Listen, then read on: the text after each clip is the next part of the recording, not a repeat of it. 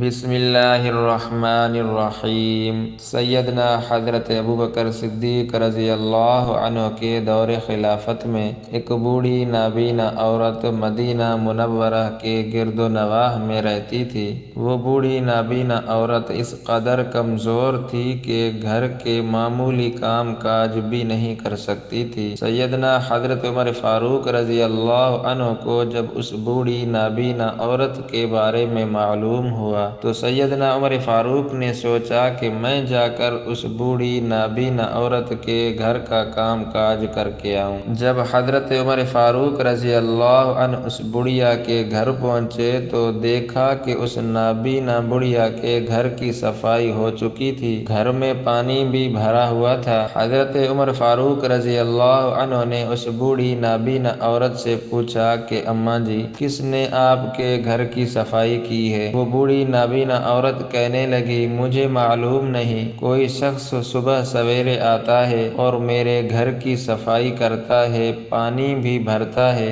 اور مجھے کھانا کھلا کر پھر واپس چلا جاتا ہے۔ سیدنا حضرت عمر فاروق رضی اللہ عنہ نے اس نابینا بڑھیا کی بات سننے کے بعد دل میں ارادہ کیا کہ میں اگلے روز صبح سویرے آؤں گا اور دیکھوں گا کہ وہ کون شخص ہے جو اس نابینا بڑھیا کے گھر کا کام کاج کرتا ہے۔ جب اگلے دن حضرت عمر فاروق رضی اللہ عنہ فجر نماز کے بعد آئے تو دیکھا کہ اس نابینا بڑھیا کے گھر کی صفائی اور پانی بھی بھر چکا تھا۔ تو وہ شخص اس نابینا بڑھیا کے گھر کی صفائی اور پانی بھر کے جا چکا تھا۔ سیدنا حضرت عمر فاروق نے ارادہ کیا کہ اب اگلے دن میں نماز فجر سے بھی پہلے آؤں گا اور دیکھوں گا کہ وہ کون شخص ہے جو عمر فاروق سے بھی سبقت لے جا رہا ہے۔ اب اگلے دن سیدنا حضرت عمر فاروق نماز فجر سے بھی پہلے اس نابینا بڑھیا کے گھر آئے۔ حضرت عمر فاروق نے دیکھا کہ سیدنا ابوبکر صدیق اس نابینا بڑھیا کے گھر کی صفائی کر رہے ہیں۔ صفائی کرنے کے بعد سیدنا ابوبکر صدیق نے پانی بھرا اور پھر اس نابینا بڑھیا کو کھانا کھلایا